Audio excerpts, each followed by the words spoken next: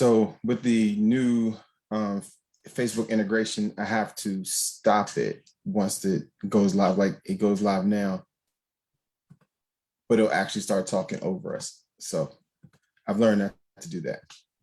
All right, let me hit the record.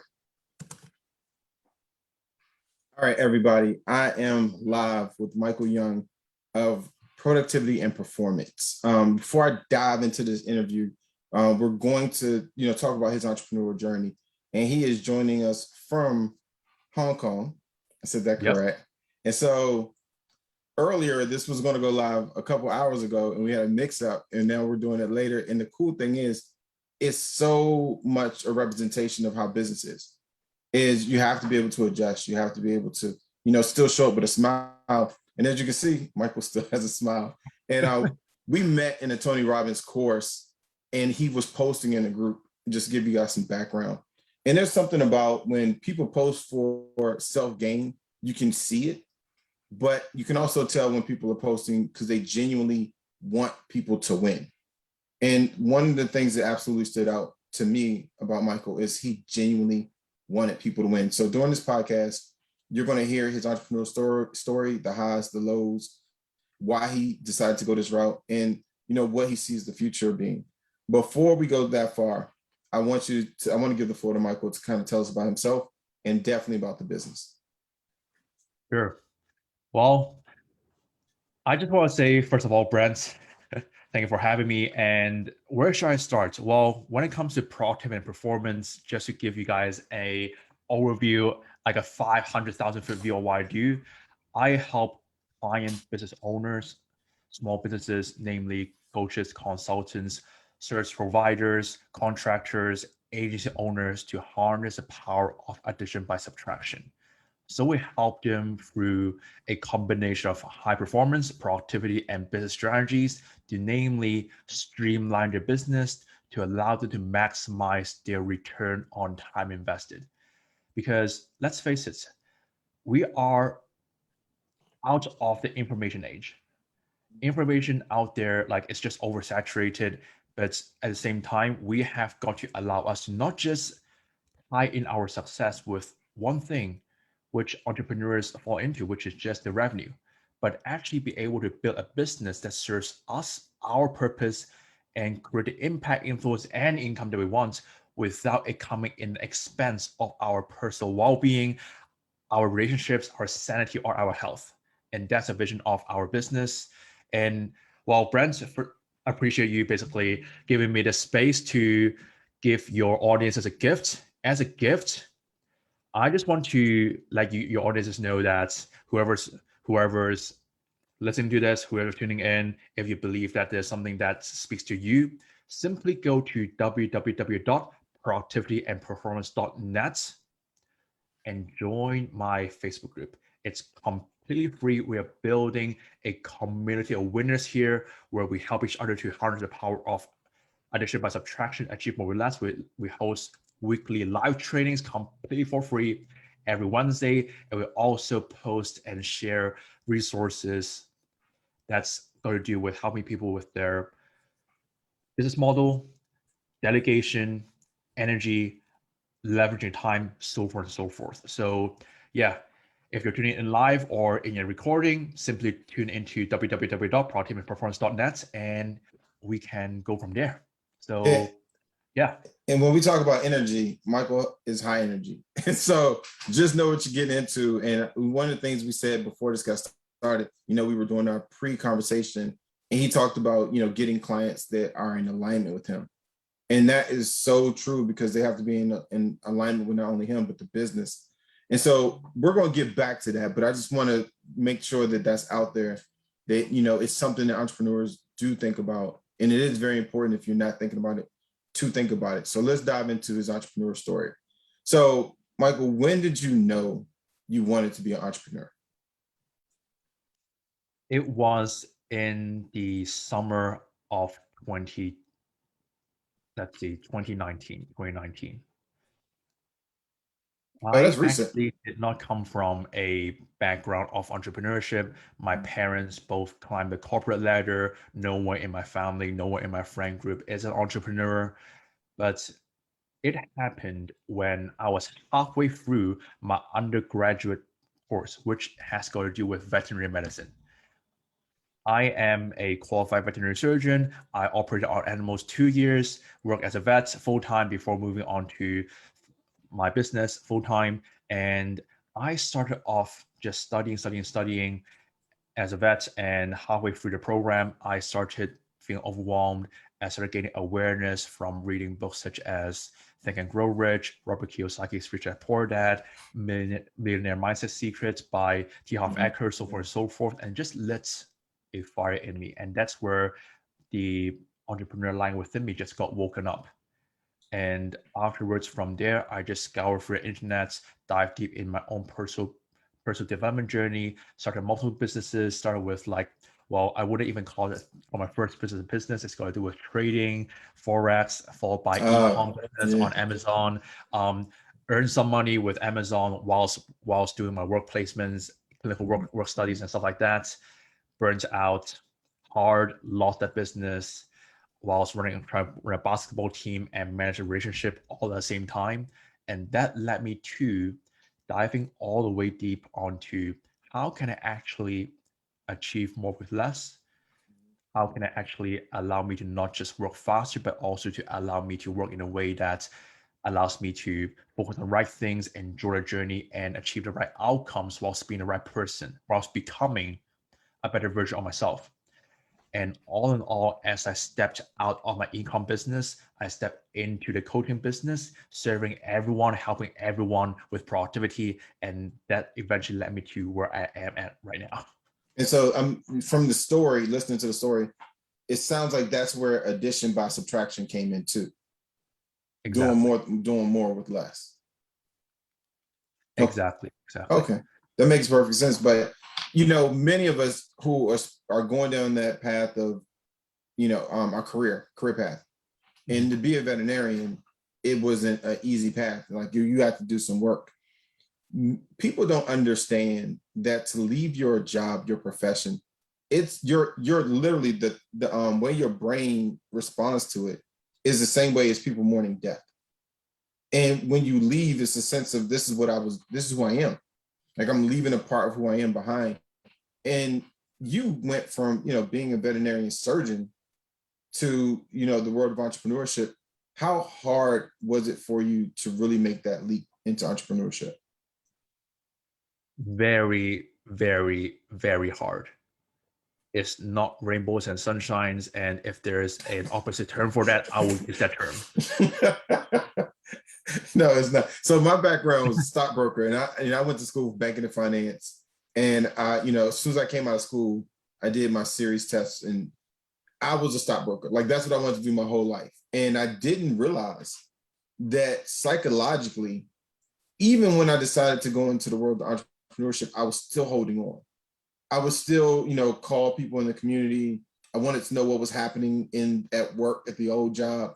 And it was so many bad habits that I didn't even realize were bad.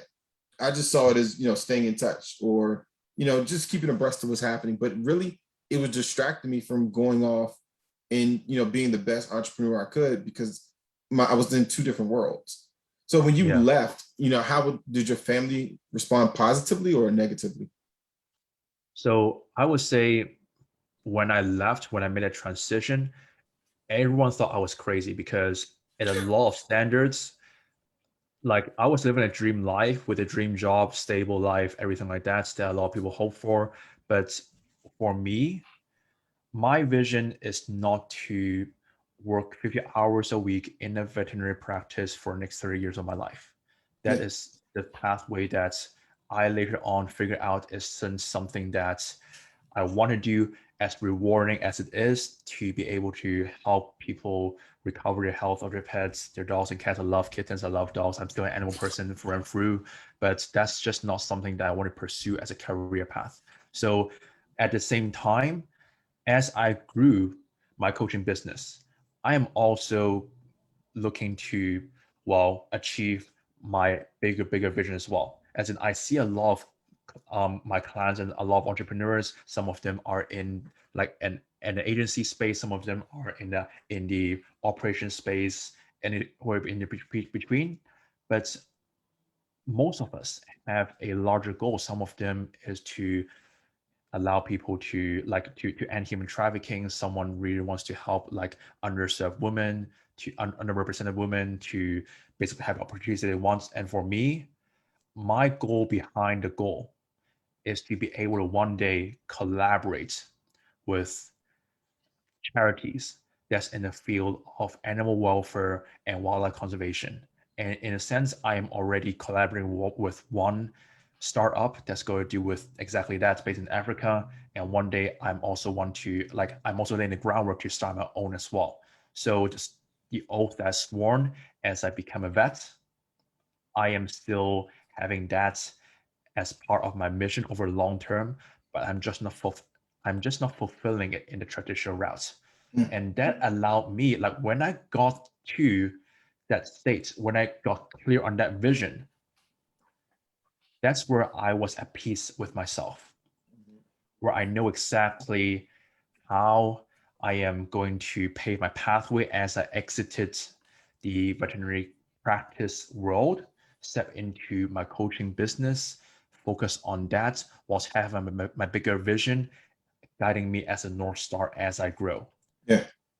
And Yeah. that is what kept me alive, because that, like, only I can see that vision. My family thought I was going for a career suicide. My friends thought I was crazy. No one believed in what I did until I was able to actually deliver them results and tell people that, hey, yep, I'm onto something. Here is what it looks like. You just not see it yet, because back then it was a vision, but now piece by piece, it is becoming a reality. So yeah, that's a long-winded answer, but No, that's a great answer. yeah, And that's it. Yeah. people need to hear it, because it's not just linear. It's not a situation where you want to become an entrepreneur and that's just it. This is where it stops. There's oftentimes many entrepreneurs have far deeper reasons why they chose this path, because it's not easy. And to that end, I interviewed an attorney, Sama Benkabu, and when I interviewed her, she said, I asked her, she mentioned business owners and entrepreneurs, and it's separately. And I asked her, I said, what's the difference between business owners and entrepreneurs? And she said, well, Brent, I thought about this a lot. And she was ready. She had an answer. She said, entrepreneurs will jump with no parachute and just figure it out in the air. A business owner needs a plan, things laid out, and they won't move until they know every part. And she said they both own businesses in the end of the day, but an entrepreneur is just going to move differently because they're moving from a place of passion, like something drove them to this place, and they almost can't control it, right? And so in your, exit from veterinarian surgery, and then moving into, meeting with these business owners and helping them with productivity, do you ever feel yourself again being pulled, like, oh, you know what, I would love to maybe merge with this company and do this, or from working with them, I have a new idea about how it can be more efficient, and you find yourself fighting with new ideas to fulfill your main idea? Absolutely, absolutely. Some people call it shiny object syndrome. Yeah. That's the bad side of it. But the good side of it is that as you grow, as you interact with all these amazing people, as you educate yourself along the way by taking action and also implementing and reiterating what you learn, you raise awareness. And as your field of vision increases, the possibilities that you can see also increases with it. Yeah. And as a result, like I always tell my clients about this, like we as entrepreneurs, before we've reached a stage where our business is an asset that runs on its own, we are always at risk of deviating from our original plan. And it's all right for you to take in information that complements your main mission and your vision, but you've got to be careful that you are not allowing your ideas to allow your focus to be scattered and for yourself to be spread thin. So there's a fine line on this. You can add on to your business, but the end goal is to still keep the main thing the main thing. Yeah. So yeah, I would say that is something that would really resonate with your audiences right here, simply because of us being someone who do not confine ourselves into social norms. When ideas come, we capitalize on it. When opportunity comes, we just say yes. But at the same time, I would say what we have to do also is to always get back into our North Star. What is our vision? What is our mission? Who are we actually serving? What do we stand for? What's our culture? What's our value? And also by recognizing, by doing this, by dedicating my time, energy, resource, money into this, what is the opportunity cost? By saying yes to this, what am I saying no to in return? Yeah. So yeah, ideas, it can be a double-edged sword, just to sum everything up. No, and I totally get mad when I hear people say the shiny object syndrome, because I feel like entrepreneurs are judged so differently than others. So, and I always give people the analogy of this. We're at a dinner party or our art showing, and let's say an art showing, and everybody's in the gallery, they're walking, they have their champagne, they're admiring the artwork. If a person walks in disheveled, hair's crazy, shirt's ripped, jeans ripped up, and wearing like one flip flop, and they're just like, "Oh, I'm an artist. I've been working on this painting. I just need to get away to get a refresher." Everybody's fascinated. Like, tell me more. Like, what is the artwork? What piece are you working on? Can we see it? An entrepreneur walks in that door, disheveled, ripped shirt, ripped pants. People are like, I'm never doing business with you. That's not how you're supposed to be. You're always supposed to be together. But, I would argue that, and I do argue all the time, entrepreneurs are like artists with business plans. And we go through life in the same way an artist sees art in everything they do, the same way a musician hears music in a car crash. Entrepreneurs, we see opportunity, we see refinement in almost everything we do. We walk and we see it. And you can't really turn it off. But for us, they call it scatterbrain. For artists, they're inspired.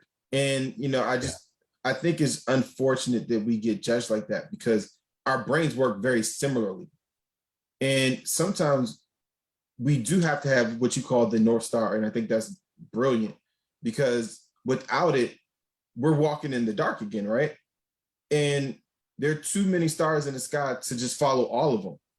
It can't happen. So you do have to have your North Star.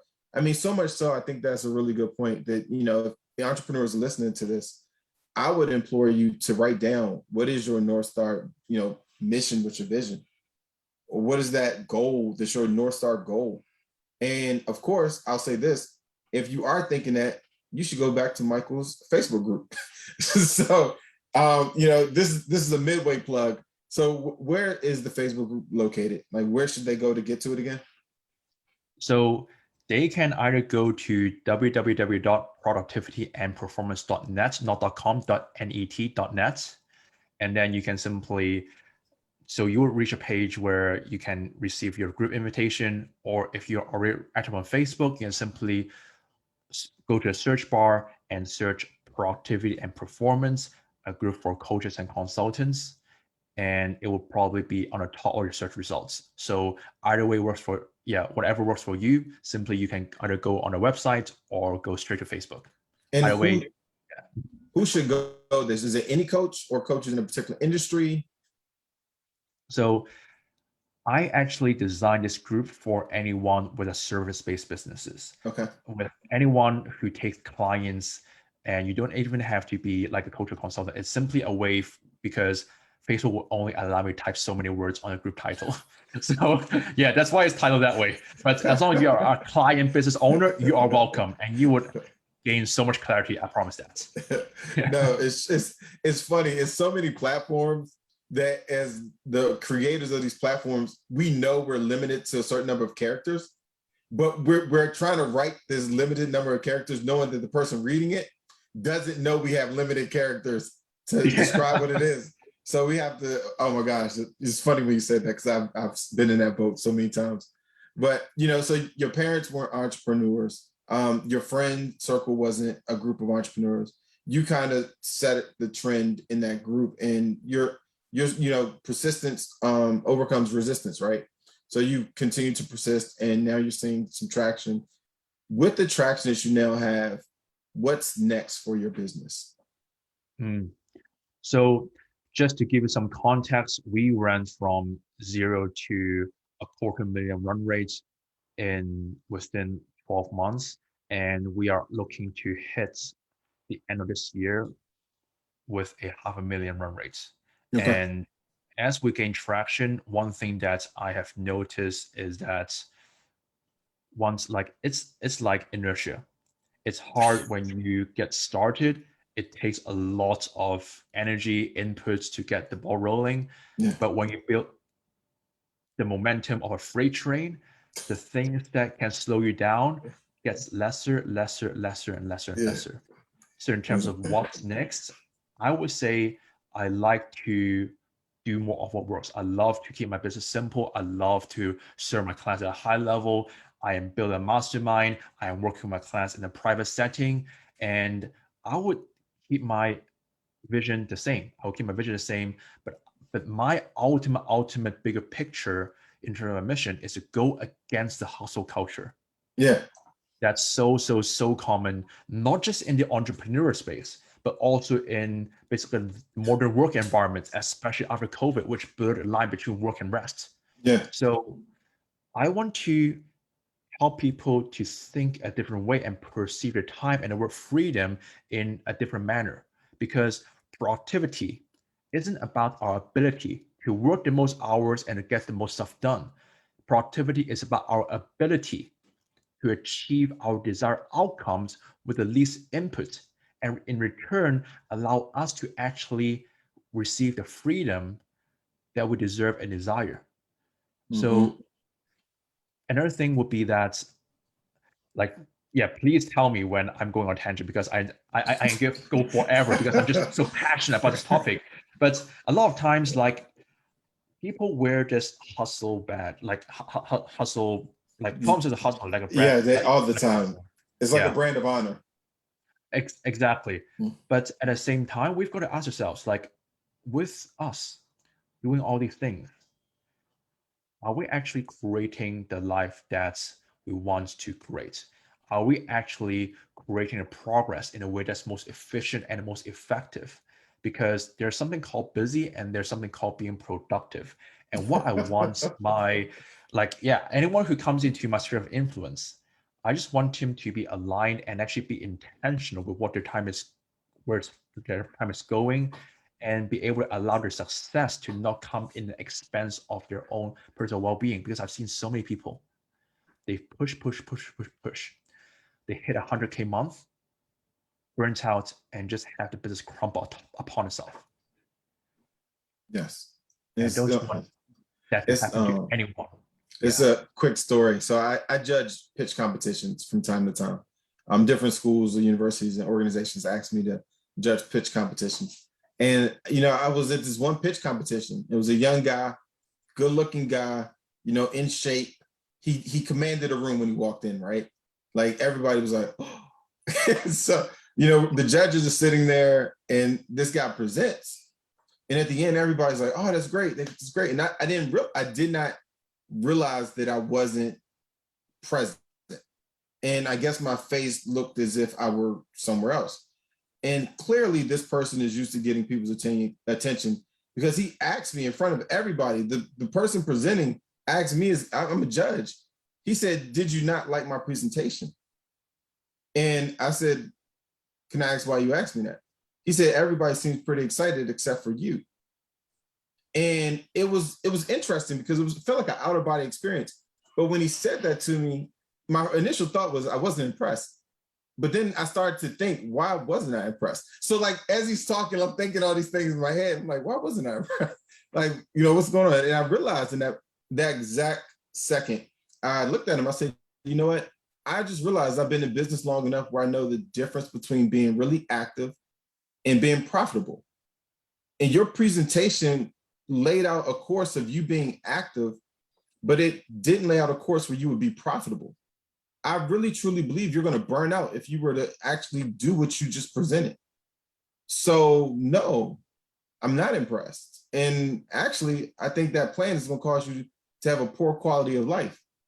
And when I say the whole room was like, and I just thought it was interesting because people really do. And I talk about this all the time. Are you just active or are you profitable? They Mm, are not the same things. But I'll say this too. When many entrepreneurs are getting started, they hide behind active. And all of a sudden, when people say, how was the day today? Oh, they don't tell you if it was a profitable day or not. They tell you how much they did. I talked to this person, I did this, I moved these files. Oh, I wrote these proposals, but was it profitable? I mean, you told me about a really busy day, and the average person gets excited, like, oh, that's great. But when you get, some legs behind you, a little bit of years into this game, you realize the difference, and they're not the same. They are not the same. So I'm really glad you said that, and I hope people are listening because you can't hide behind it because years will pass, and you'll look up, and it's not the quality of life that you want. The business is suffocating you because you built it where only you can run it, and only you can. If you don't show up, this business crashes. And it's very true that once you start building it, you have to think about productivity and performance. How are these two going to be balanced inside my business? So when you started the business and where you are now, what would you say was the boldest thing you've done? Not leaving veterinarian surgery, but since the business has been running, what would you say has been the boldest thing you've done? mm. So before I answer that question, Brent, just want to say that like one thing that I believe really attracted us towards each other is we like just want to add two more things. Number one, Yeah, we're both no BS people. Something to yeah. say, just say it with BS. Yeah, we just don't put filters. That's great. I love it. And number two, we know the difference between movement versus progress. Yeah. They are two different things. So one of the boldest things that I've done, I would say, as a like as I went full time with a business, is I went on social media. I went on like with my following. I was always as like I back then when I was building my following, 1,000, 2,000, 3,000, building it up on Facebook, other platforms. I was holding back. I was holding back. Hmm. I was trying to please someone.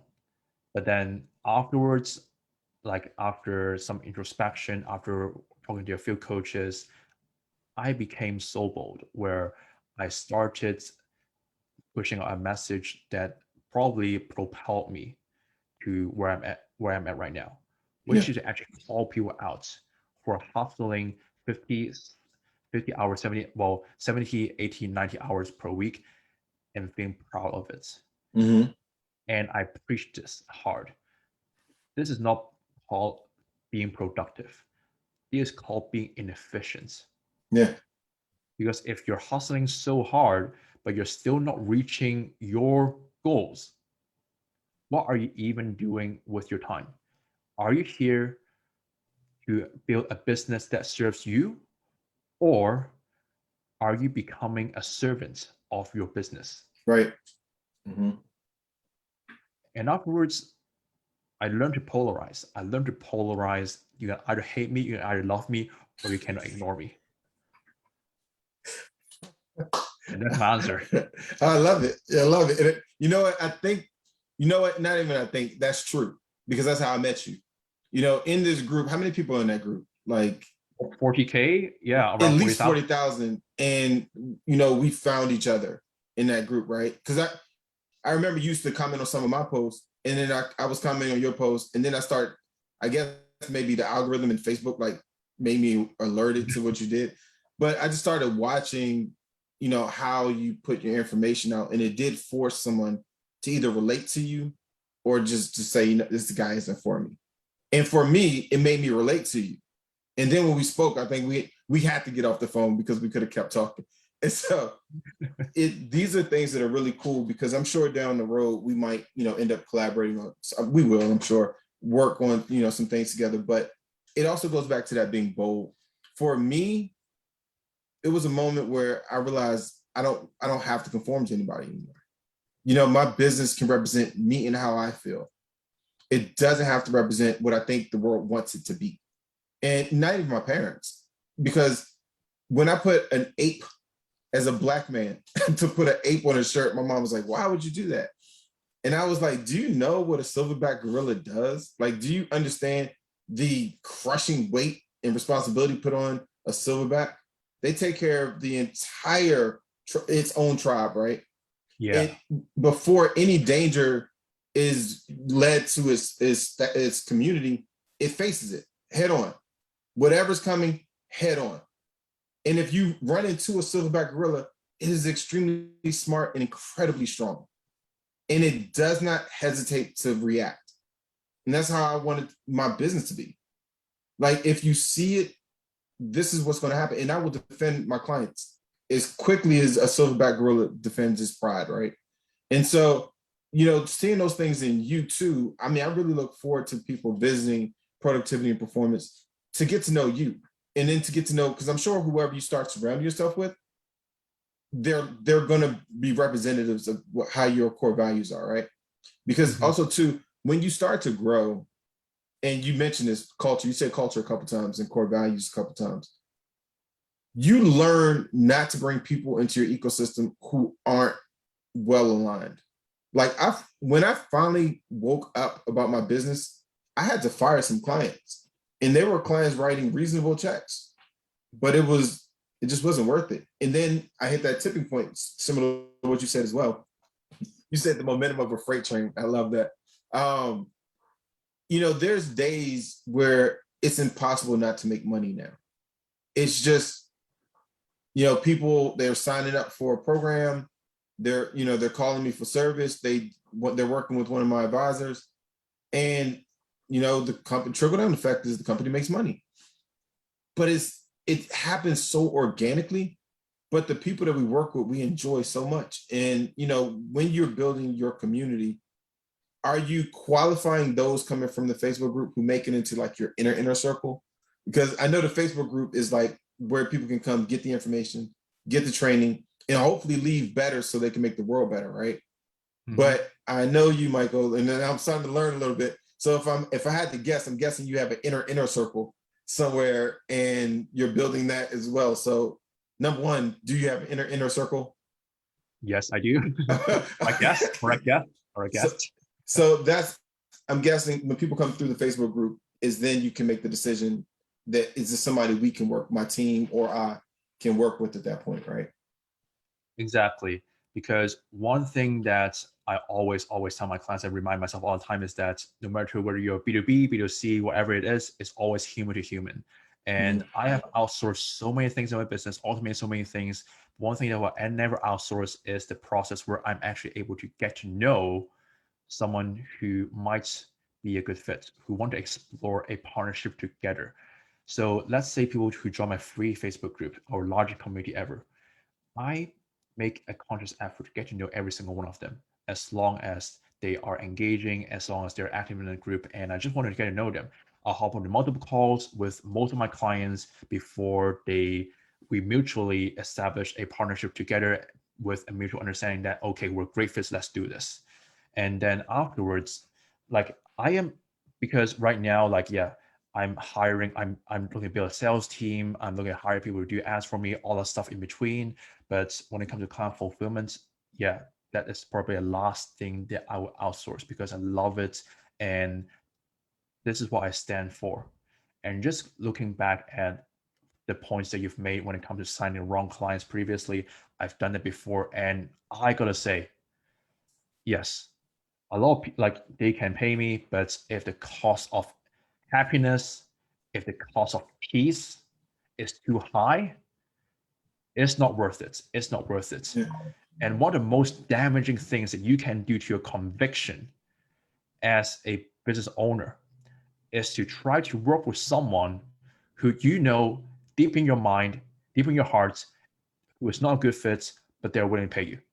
Yeah. That's just, yeah, unfortunately the case for so many people out there.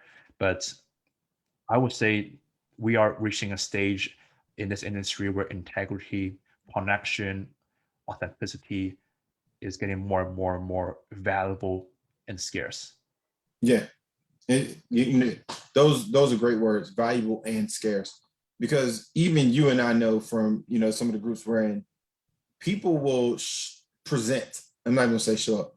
They'll present whoever they feel like they need to present in order to get you to pay them. And I can't understand these people. And I mean, that's a whole nother thing. So I have to regulate myself now, right? And pull it back in, because it really does matter who you are. And that does sometimes make building a team hard.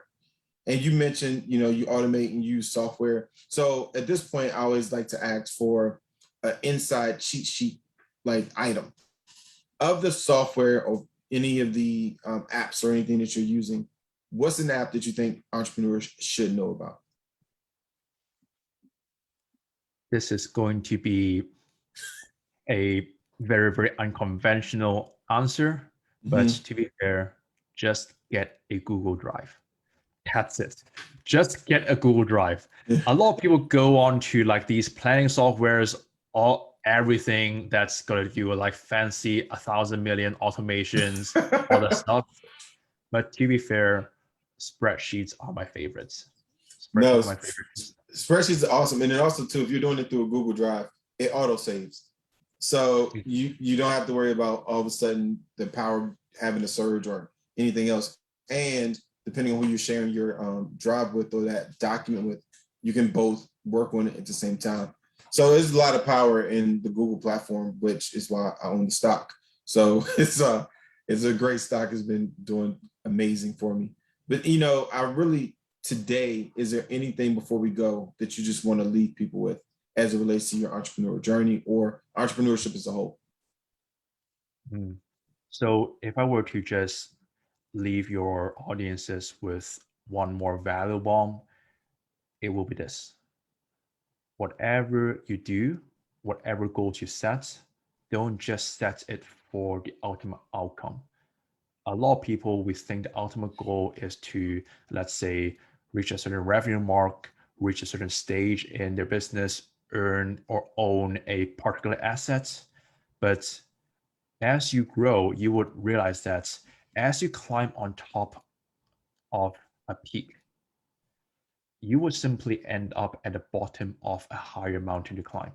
Yeah. And instead of gauging your success, instead of gauging your progress towards those goals, also take into account not just your goals, but number two, how do you want to feel? What are the feelings you want to generate throughout the process? And number three, who am I becoming as I progress towards that goal? Your success, there's a lot of jargon and a lot of I would say the word success has been diluted over time due to all the marketings out there and telling you this dream life. But at the end of the day, we've got to define what success means to us rather than chase other people's success. Life is too short to build a business that does not serve you, that causes you to live a life that you don't want to create in an attempt to reach a goal or to reach a success, a definition of success that is owned by another person. It will simply cause you to be lost. So always set your goals, define your own version of success, starting with not just the tangible outcomes, but also the feelings you want to generate, as well as the person who you want to become, because that's a journey. Now, everybody, you heard it from Michael Yeung of Productivity and Performance. If you missed that, rewind this, pull out a sheet of paper, write it down, and then think about it. Spend some time with those thoughts, because it's something we don't do. We strive. We come out here and we're racing. And we're racing against the person to the left and the person to the right. And we don't care where the finish line is. We're just going to beat them. But what happens if your race is only 10 feet and their race is 1,000? You don't have that far to go. But what happens if their race is 10 feet and your race is 1,000?